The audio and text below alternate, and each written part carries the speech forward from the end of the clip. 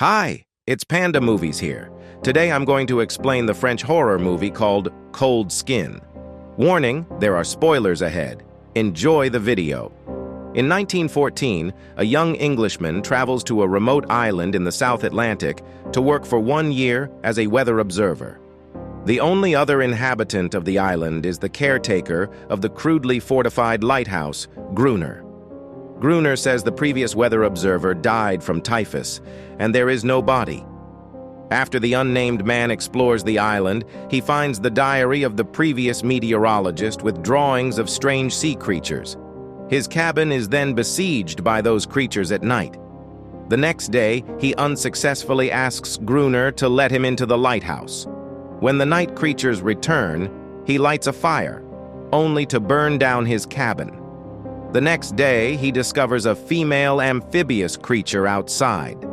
Gruner prevents him from shooting her and shows that she is tame. Gruner gives the man the name Friend, and he explains the creature will not leave her master no matter how cruel he is.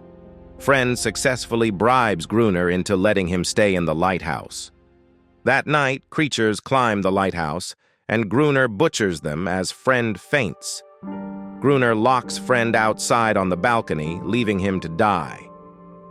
In the morning, Gruner discovers him covered in creature blood, but still alive.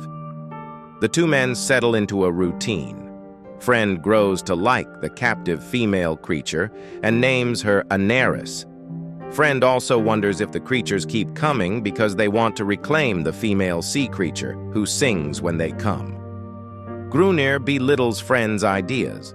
One night, the duo come perilously close to being killed when they are overrun by the creatures.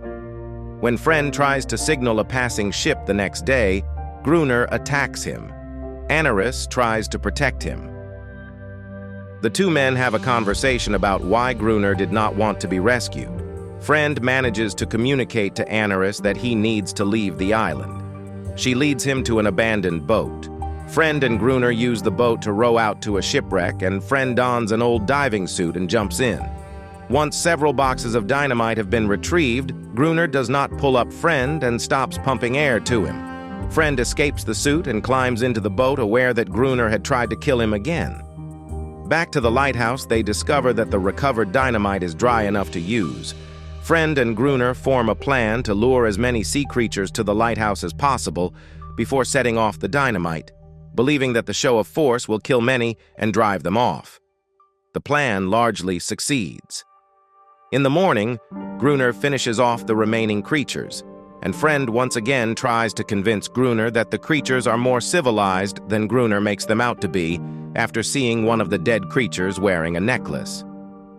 Later that evening, Gruner reveals that he found Anaris trapped in his net in the sea and freed her from it. The following night, the creatures do not attack, and a great wailing sound comes from the sea. Anaris disappears for the first time. While Gruner sleeps, Friend discovers a photo of Gruner as a young man with a wife.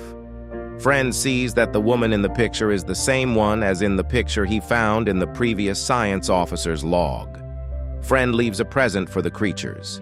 He discovers a child creature investigating his present. A more confident Anaris reappears. Friend tries to tell Gruner that the creatures want a truce. Gruner commands Anaris to return to him, but she refuses. He runs back to the lighthouse and kills the child creature with a flare. While Friend and Gruner fight, Friend tells Gruner he knows he is the previous meteorologist and asks him to remember love. Gruner solemnly drops his axe and is killed by the sea creatures outside. Many months later, the next ship arrives to replace Friend. The captain mistakes him for the lighthouse keeper Gruner and says that he is taking him back to the mainland. Seeing the ship, Anaris leaps into the sea and swims away.